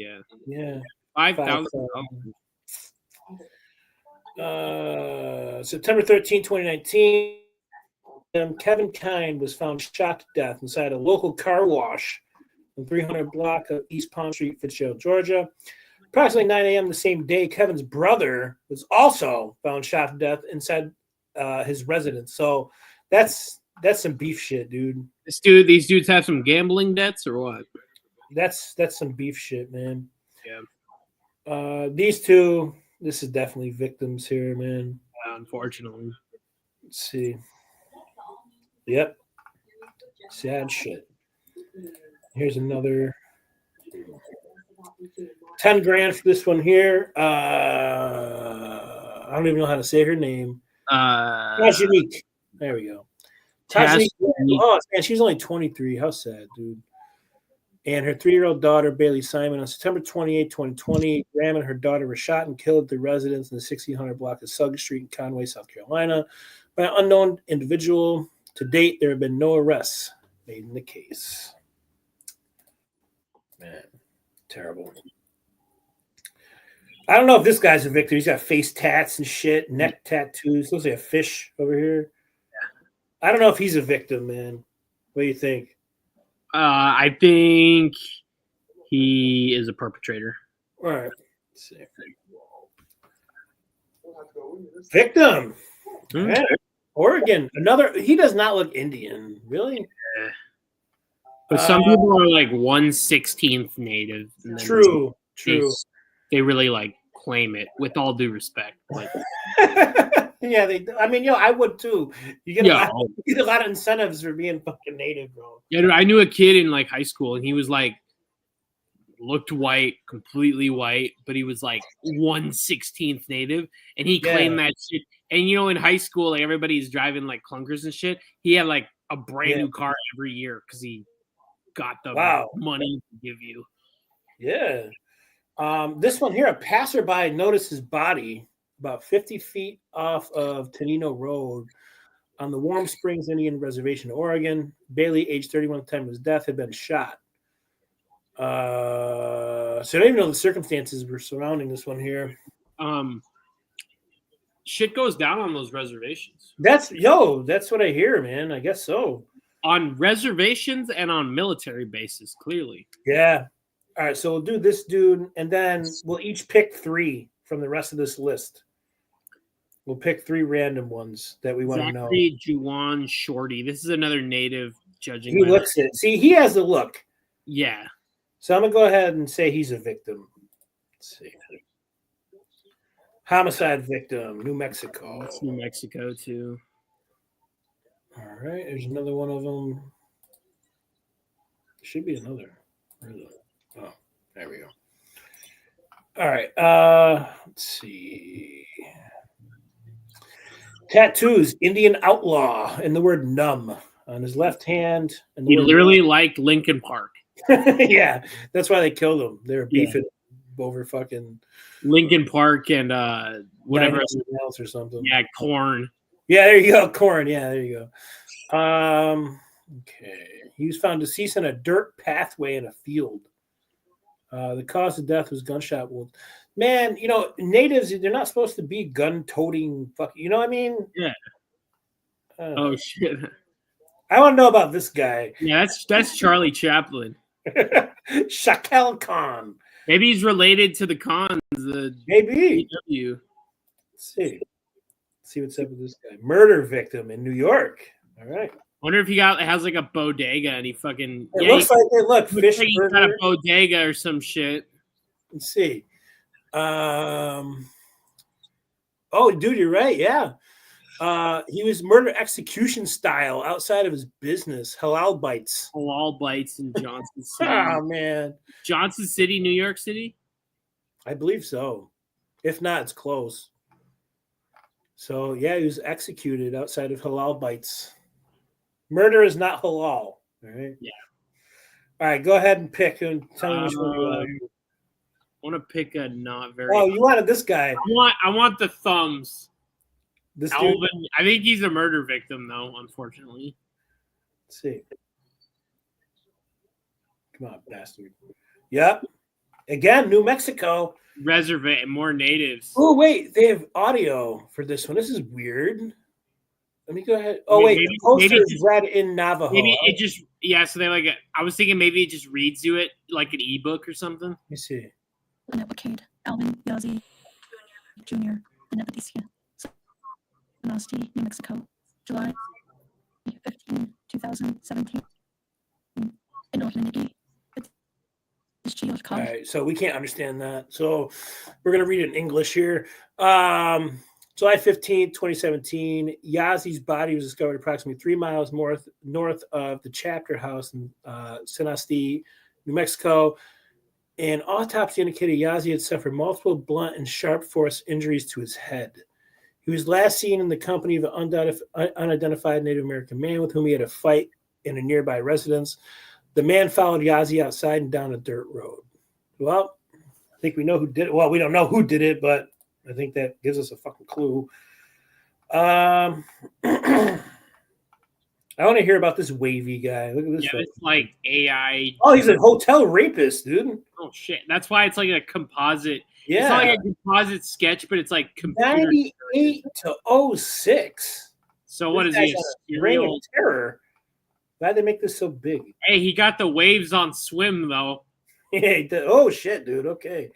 Box cutter with name Debbie written on it. He just stole that shit from a grocery clerk. And then what the fuck? Was that a ring? Yeah. Suspect's ring that came off there in 2003 assault. All right. Well, all right. I was about to say they should have some info about this dude. Yeah, series of sexual assaults in Washington, D.C. metropolitan area. Between August 22nd and 98 and February 6, 2006, a serial rapist violently assaulted 6 to 9 women in the Washington, D.C. area. 6 of these attacks have been linked by DNA to a single offender, and suspicious activity was reported in 5 additional area hotels, which may also be related. The vast majority of these cases, hotel housekeeper. Oh, so he was getting housekeepers, dude. The unknown individual would enter hotel rooms unnoticed and rape housekeepers while they were cleaning. How did he? Well, he probably like hid in like the curtains or something. I don't know, because like you have to check out for him to go in. Yeah. Well, I mean, not really. But I mean, you could just hang out in like the hallways, I guess. True. Oh yeah, because they propped the door open with their Yeah. cart thing. Yeah. So like he could just go up behind him, fucking Yeah. lock the door, do his shit, leave. Like, and then the like the maid or whatever is too shook up to like do Well, it. not only that, 98 to 06, the CCTV shit wasn't where it's at now. Yeah. The unknown individual will enter the hotel rooms unnoticed and rape housekeepers while they're cleaning. In While they several were cleaning, instances, he used a box cutter, a necktie, or a cord to threaten to harm his victims. All right, here's your number 2 pick. Do that. Wait, go back down. Do that. Why do the guy who looks like his hat's photoshopped on? Trooper John Bowman. Let's see. Okay. Let's see what we got here with this guy. Come on, motherfucker. There we go. Murder victim. 1984. You're not catching this fucking dude. Or his 1984, bro. And this is his daughter who also became a trooper. Wow. Maybe I'll download that for next episode. We can play it. During Police Week, the FBI is intensifying its efforts to arrest fugitives believed to be involved with assault or murder of law enforcement officers. That's all you got for us, dude? Oh, wait. I feel like that doesn't say much. Oh, here we go. There's more. There's more. 50 grand, dude. Okay. Okay, that's a salary. Yeah. The FBI, along with Virginia State Police, Manassas City Police Department, and the Office of the Commonwealth Attorney, Prince William County, is seeking the public's assistance in identifying the unknown individual responsible for the brutal murder of Virginia State Trooper Johnny Rush Bowman in Manassas, Virginia. On August 19, 1984, at approximately 4:15 a.m., Virginia State Trooper Bowman was brutally attacked and stabbed 45 times by an unknown assailant while off duty at his home. Damn. Trooper Bowman, who was unarmed at the time, engaged in a struggle with the individual that awakened his 2-year-old daughter in the home. Trooper Bowman later succumbed to his injuries. I mean, I'm hoping they didn't get the daughter too. I mean, I feel like if they would have said that. Oh no, let's see. How am I gonna end this here? No, I'll save that one for you. This guy, he looks like he's a cartoon. This fucking guy. Right. And then the guy to his left, like I can't tell if that's hair. Yeah, those are dreads, dude. Or is that dreads? Yeah. Yeah. I want to see this. What happened to this beautiful pipe bombs in Washington D.C. Murder victim. Fuck. Traverse City, Michigan. Pretty girl. What the fuck, dude? On July 5th, 2015. I was thinking like some fucking jealous ex-boyfriend slashed or some shit. Yeah. No, she just got ran over, dude. How unfortunate. Well, it's kind of like you say, like, don't go out on holidays, man. You don't know. Like, whether you're on bike or car or whatever, I mean. Nah, you'll never see me out on New Year's Eve or on the 4th of July. All right, you want to wrap this one here? Oh, electrical substation shooting. What the fuck, dude? Let's do that one. The substation? Yeah, let's do that one. We'll save the not a safe place for Saturday or something. All right. Energy United substation. This is somewhat recent. 25 grand. All right, you're piquing my interest a little bit here. In the early morning hours, just January 17, 2023, unknown suspects fired multiple shots at Energy United substation in Randolph County, North Carolina. So it was just shot at. Like, there's no. Yeah. It's probably just some kids just like, let's go shoot this. Yeah, with an airsoft gun or something. I mean, did it do anything? Well, it didn't blow up. Right. I mean, maybe that's what they're trying to do. Yeah. While we were on break and stuff earlier, did you see that Trump pardoned the Silk Road founder? Yeah. A bunch of libertarians were bitching about it. They're like, he said day one. And I'm like, dude. Well, it is day one, basically. I mean, he had a busy fucking day yesterday. I mean, really. Today's the first day where he wakes up and he's actually president for the whole day. He wasn't president He wasn't actually president until the afternoon yesterday. Right.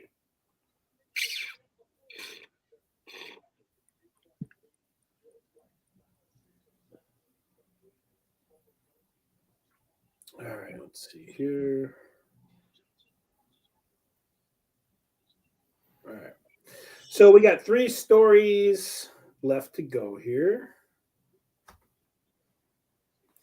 So we have some Bonnie Blue shit here. A worrying update about this is a long ass fucking article though. Jesus Christ. Her So vagine, essentially, it's like what Borat says. Her vagine hang like wizard sleeve. yeah. So essentially, what this article is saying is that her and the other chick, the Lily Phillips chick, they're trying to like one up each other, and it's starting to get dangerous for them. I mean, I don't think they view it that way, but it is true. I mean, you know, you got They're this gonna be chick. so fucking fucked. other They're gonna dude, be and so this chick, fucked like, in the. Sorry, they're gonna be so fucked in the head.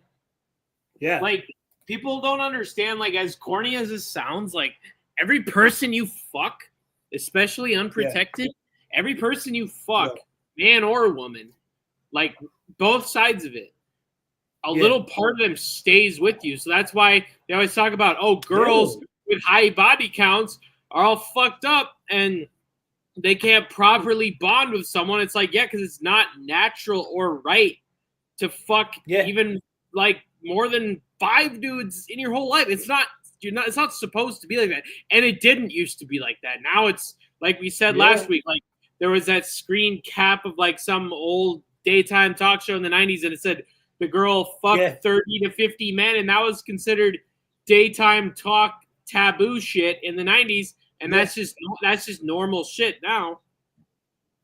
Yeah. So I'm not going to pull up this whole article because it is really fucking long.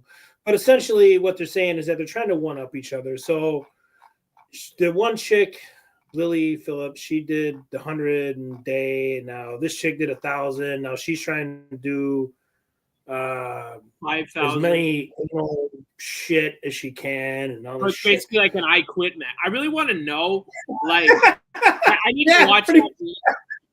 I really want to watch that.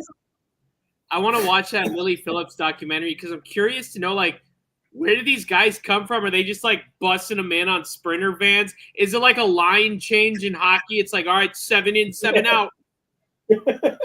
So, like, I mean, I won't ruin it for you, but there's some dudes like fly in from fucking like, you know, like I said, like I think I said in a previous episode, like they fly in, and I understand that Europe isn't the size of America, so like flying so you can like from like you can drive through like 3 countries in a day in Europe.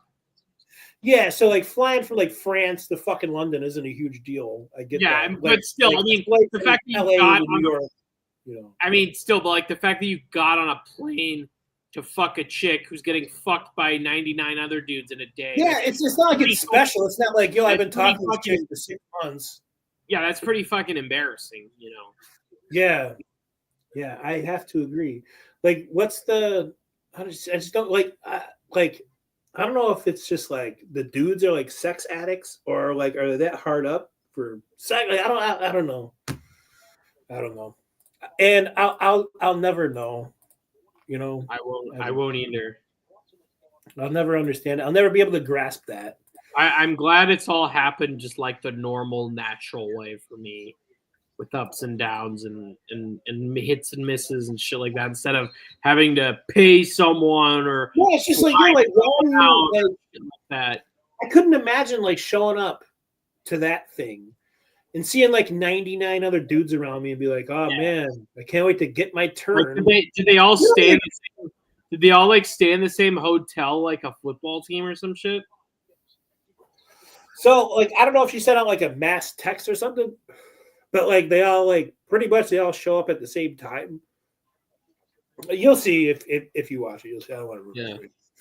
But okay, we got 2 stories here. We got I'd rather prefer to end on a lighter note. So positive note. This man charged in rape and murder of Chicago woman. Then we'll end on the 2 genders thing. So man charged in rape and murder of Chicago area woman found dead in Forest Preserve in 2020. And here's the victim here. A man from Central Illinois has been charged with raping and strangling a woman who was found dead in the South suburban forest. I didn't even know Chicago had forests. Well, I guess Illinois had And forests. all the Midwest, like there's forests, like because being someone who's gone to goes to Minnesota a lot, like since they're born, there's forests, there's deer, there's all that shit. Yeah. Dakota Petrie, 30, has been charged with first-degree murder and aggravated criminal sexual assault in the death of 22-year-old Vanessa Cija Ramirez from Harvey. Ramirez was found dead in Midlothian Meadows Forest Preserve in November 2020, 2 days after she was reported missing. An autopsy determined she had been strangled. Cook County Sheriff's Police said her body had been partially burned and evidence showed she had been sexually abused. Investigators determined at the time Ramirez vanished that Petrie lived in an apartment building in nearby Oak Forest, where Ramirez's cell phone had pinged shortly before her family reported her missing. Since then, detectives executed dozens of search warrants and submitted multiple pieces of evidence for DNA testing, which determined Petrie's DNA was found on Ramirez's body at the crime scene. Investigators say Petrie was also known to frequent the Midlothian Meadows Forest Preserve, although there was no indication he and Ramirez knew each other. And here's him. He looks like a well-adjusted man. For real, hug at his ears. He just looks like a creepy motherfucker. So, like, I don't believe that she agreed to go on a date with the dude. I think he was like hiking and fucking seen her or something. Yeah, dude. I can't imagine.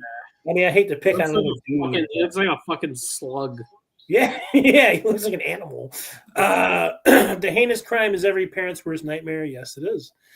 It took years of tireless work by our police detectives to investigate this case, but we never gave up. Petrie, who lives in Lewistown, Central Illinois, about 60 miles northwest of Springfield, was arrested on Saturday after he was released from the Fulton County Jail in Lewistown, where he'd been in custody on unrelated charges since last October. At his first court appearance on murder charges, the judge ordered him detained until he faces trial. He was due back in court on Wednesday. Well, thanks for giving us an update on how fucking... Well, okay, I think... Let me see. So, okay, so he's not due back in court until tomorrow. So it's not that they fucked us over on an update. It's just they don't have one. We can provide an update with that on Saturday. Yeah. I will keep an eye on that for us here.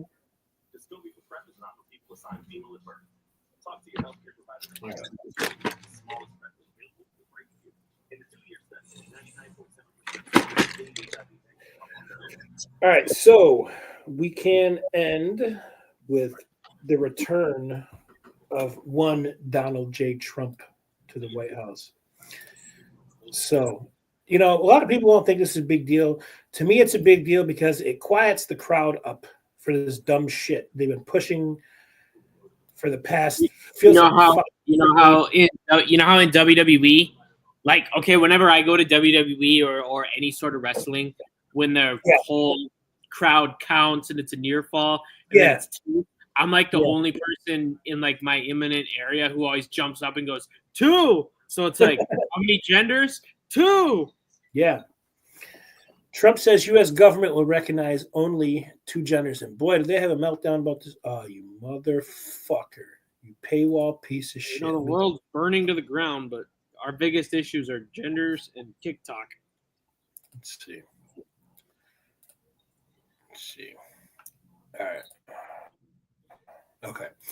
Influencers praise Trump for declaring only 2 genders will be recognized by U.S. Truth is winning. The radical woke gender ideology is dead. President Trump won praise from his supporters on Monday as he vowed in his inaugural address that his government will not recognize genders aside from male and female. Trump marked his return to the Oval Office with a pledge to restore America to a golden age. One particular quote from his address inside the Capitol lit social media on fire. Yeah, you know what's funny is as of today, his first speech, the one where Obama and Hillary and Kamala and Biden were all right to him, that one was super filtered, and then this was the one where like the lid just fucking came off. Yeah. I mean, he still said enough to where like you could tell that like he was pissing off his predecessors. But yeah, this one here was like gloves off kind of shit. As of today, it will henceforth be the official policy of the United States government that there are only two genders. The radical woke gender ideology is dead. Talk show host Graham Allen proclaimed Trump has declared there's only two genders, male and female. Outkick founder Clay Travis argued that it's a crazy world in which this is a political issue at all. Yeah, I fucking agree. Dude, it's that I took too much Benadryl. It's the Hat Man. Yeah, dude. Yeah, you take too much, that's who's gonna appear. Melania I can't do Trump. it anymore. Yeah, I owe the Hat Man some money, dude. Can't do it anymore. Chaya Raychick, the activist behind Libs of TikTok, marveled at his statement as a massive win for America. I wrote another post, I can't believe this is really happening. I fought against gender insanity for years. I got doxxed, received hundreds of death threats and dozens of hit pieces written about me. It's time to end the gender pseudoscience nonsense once and for all. The future is bright. Thank you, President Trump. Representative Daniel Webster, Republican out of Florida, wrote. Representative Mark Harris argued Trump's statement shows that truth is winning. This is one I agree with here. The fact that a president needs to say that there are two genders and it elicited a standing ovation shows how crazy the last 4 years have been. Yeah. I mean, I would even go beyond that. It's been way more than 4 years of this shit's been going on. I remember it's been, I mean, shit, like at least probably 10. Probably, right? I'd say 10, but then it's really gotten crazy in the last 5. Yeah, because they enabled that.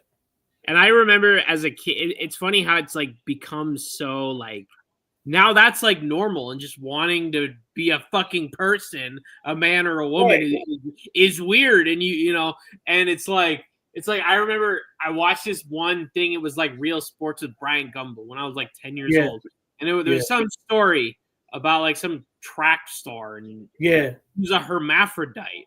I'm sitting there at 10 years old laughing, and I'm laughing because I was, as a kid, I remember I watched this old Rock WWE promo, and he goes, "It was in this very arena I called you an ugly hermaphrodite." Yeah, to Kevin Kelly. Yeah. And then back in the day too, there was a whole South Park episode about how Cartman's mom was a hermaphrodite. No, wait, I think it might have been transvestite. Maybe it was one of the two. It was so taboo. It was like so taboo, and now I have to hear about it. People can say whatever they want about me, whether they know me really well or not. I don't personally have anything against a transgender individual. Me neither. I don't have anything against a homosexual individual. I know gay people. But it's like, okay, I want to like. It is fucked up to me that like I would rather watch TV shows from the 1960s and I enjoy them more than like most shit on TV.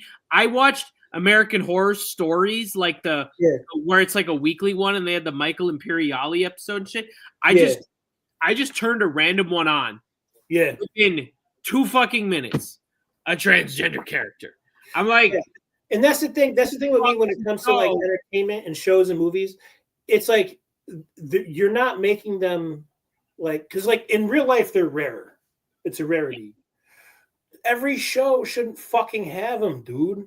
Like, I understand that they're going to come up from time to time. Okay, fine. Yeah, I'm cool. Like, yeah, it was like once in a while. Like, right. I remember the only show 15, 20 years ago that had a gay couple that I knew off the top of my head was Modern Family. Yeah.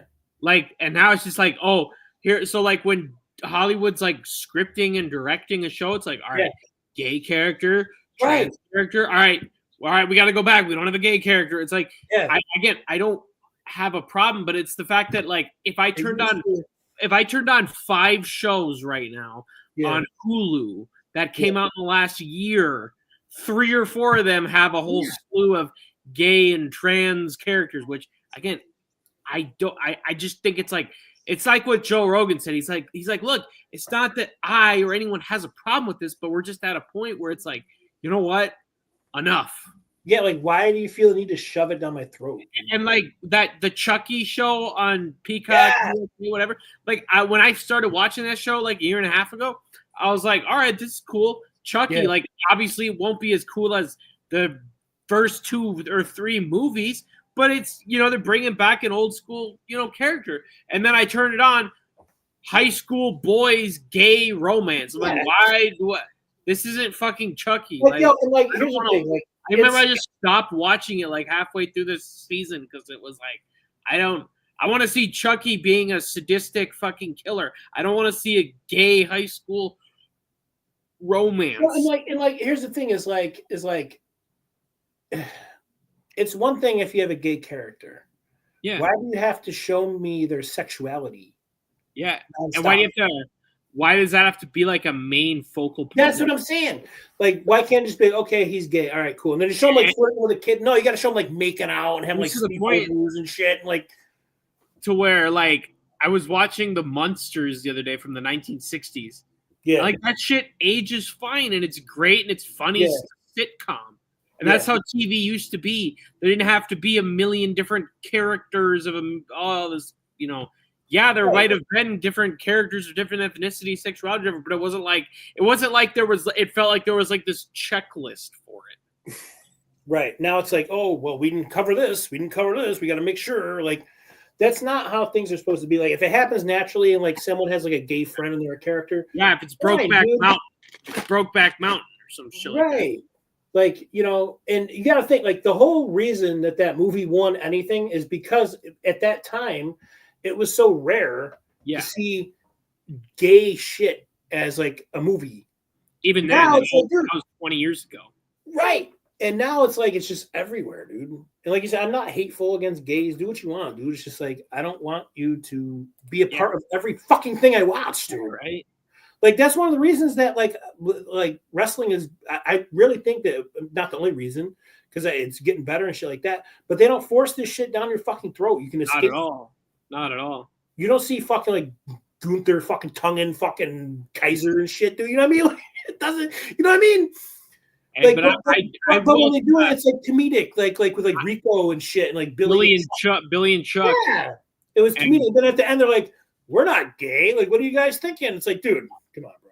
And that was back when what do you mean? that was the Billy and Chuck thing was back when being gay was still like a really taboo thing. Right. Now it's overly mainstream. And they're like tapped into it, you know? Yeah. Yeah, they got the oh shit. Did you ever watch this Wrestlers documentary on Netflix, yo? I've heard of it, but I haven't, no. I'm about to watch. So it starts at Ohio Valley Wrestling. I don't know if that's like what it's all about. Yeah, that's like the Paul Heyman, that's basically like the NXT of the John Cena Batista era. Yeah. But I guess I don't know. They're acting like it's still going, I guess. I don't know. I'll check it out. But we will see you guys on Saturday. So we both have shit going on the 1st. You'll be traveling. I'll be moving. So instead of doing a Saturday show, we're going to do Sunday service. Sunday, February 2nd. Yeah. So after tonight, I got how many shows left here? 2. So we got 2 shows left here. The first one of February, I will be elsewhere. Yeah. And a studio room looking kind of thing. Just like me. Yeah. Wait. So I'm going to try to have it decorated and shit. I mean, it's going to take time to get it to where I want it to get it. But essentially, I'm going to have this TV in there and then my 65-inch TV in the living room. And I don't know. We'll figure it out. I'm not sure. But, all right, guys. Thanks Until then, stay out of his cell. That's right. Stay out of his cell. Don't get no bullshit. And be safe, you know, all that fun stuff. Enjoy the snow, Florida. Yeah, and I'll enjoy the fucking freezing tempersons that I'm living in right now. It's so fucking cold here. Yeah, it's like 7 below outside. I hate when it's like sunny out and shit, but it's fucking yeah, it's like a tease. It's like, yo. Yeah. Like today I'm like, oh, I'm gonna go for a walk on my lunch break at the and they're like, no, you're not. I'm like, no, it's 30 degrees. I'm not fucking doing that. Yeah. That's why I haven't been going. It's been a brutal, bitter, fucking cold winter. And it's like, that's why I haven't been going out and shit. You know, I've been staying inside like a fucking hermit, dude, all winter. Me too. Crazy. But all right, guys, we will see you Saturday. Time to be determined. Probably 1 or 2 uh, o'clock. Because it's yeah. championship Sunday. There's no football on. So whatever. Not till. Oh yeah, that's true. Yeah, there's no Yeah. football on Saturday, so we Yeah. got plenty of time. But all right, guys, we will check you Later. Peace.